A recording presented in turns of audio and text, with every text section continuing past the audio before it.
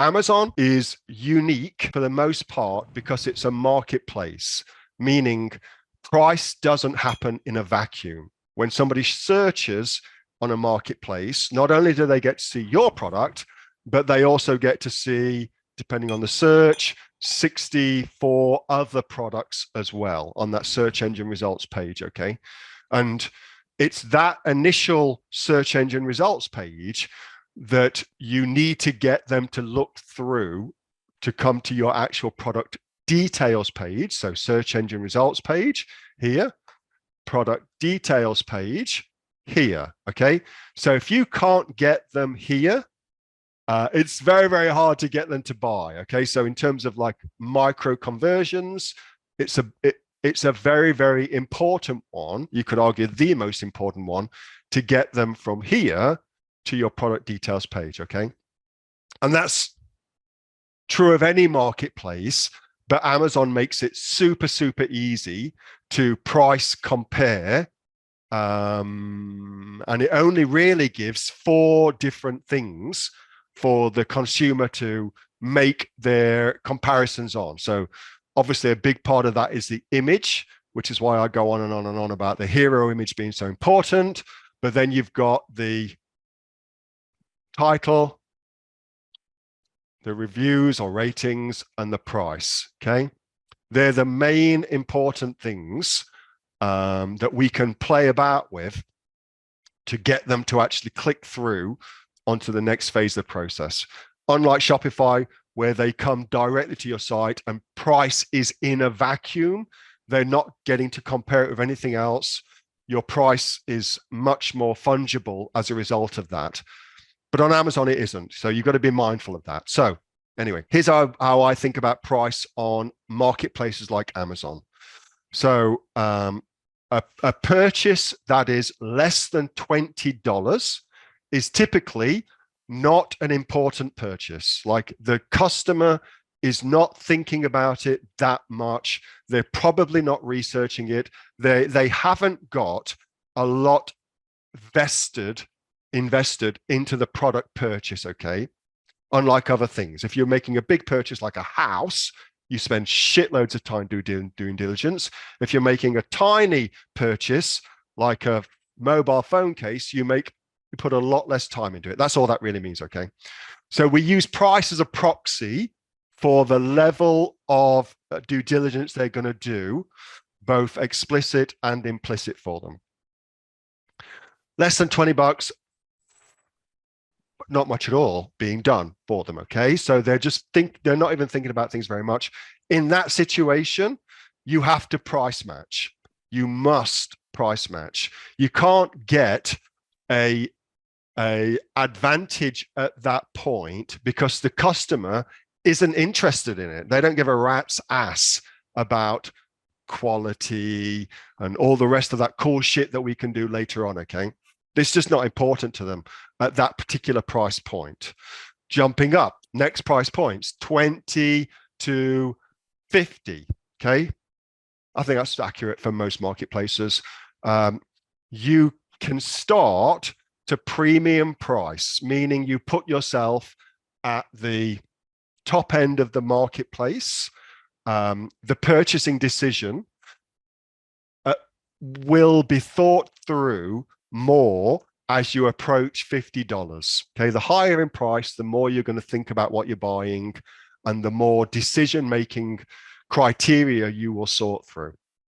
So you can experiment with premium pricing and look to put yourself somewhere in the top 10% of prices. So what the hell does that mean? It means you look at the search engine results page, what's been presented for you.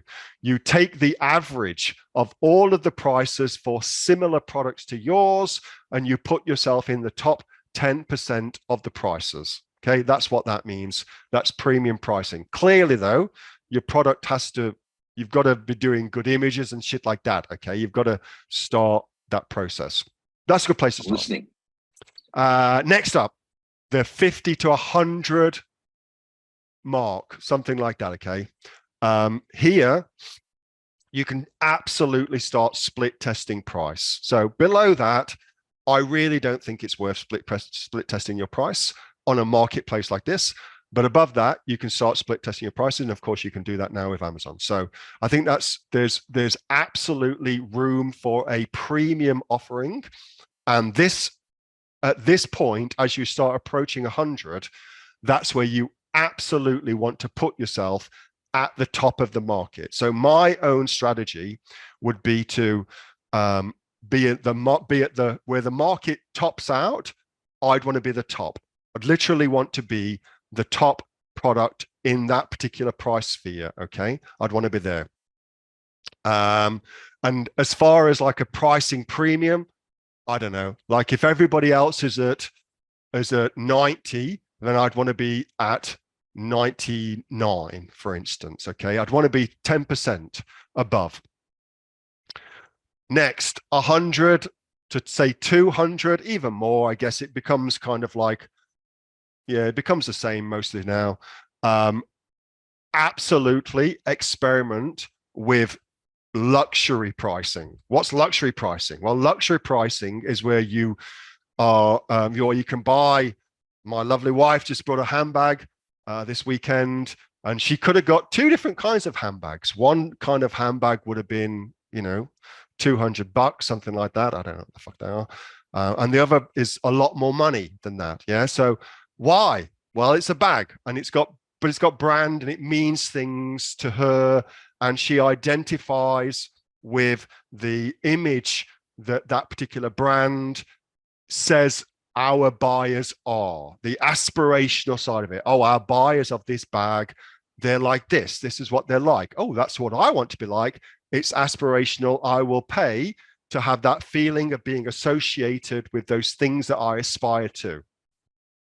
You can absolutely start playing with luxury pricing at this marketplace, okay, at that end of the marketplace.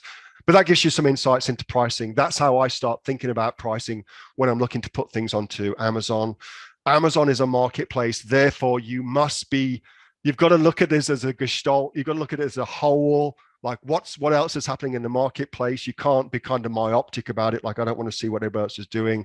But for the most part, that's a really good frame of reference from within which to start thinking about pricing. Okay, that was a video from my regular Monday night session with the members of the Aussie Online Entrepreneurs. We are a community of e-commerce professionals right around the world, making sales on Amazon, on eBay, on Shopify, all sorts of different places, with sales, by the way, of over $50 million. There's 2,500 members and growing. We're actually the fastest growing community of e-commerce professionals in Australia right now. If you'd like to find out more about what we do, and also come and join us, of course, then get yourself off to www.aussieonlineentrepreneurs.com.au. The link for that is in the description, and I will see you next time. Thanks so much for watching.